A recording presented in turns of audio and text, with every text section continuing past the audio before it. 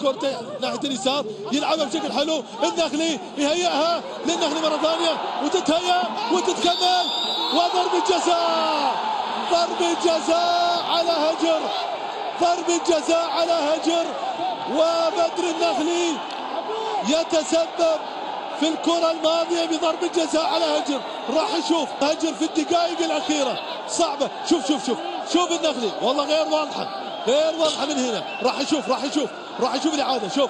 اوه يبدو لي شوف لكن نترك الحكم لذوي الاختصاص من الحكام. هل يكون فيها ضربه جزاء؟ كل هذه راح تكون عن برنامج صافره على اعصابهم الجماهير. الشهراني يحطها جول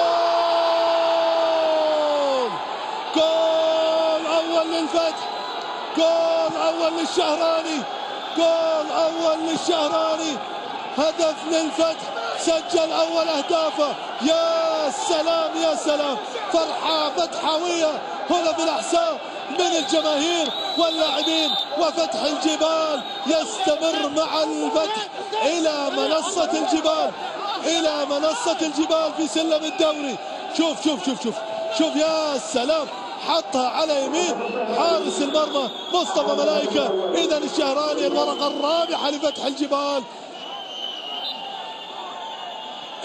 الورقه الرابحه لمحمد الشهراني، سجل الهدف وبالتالي هدف الفتح. شوف الشهراني والفرحه العارمه من الشهراني.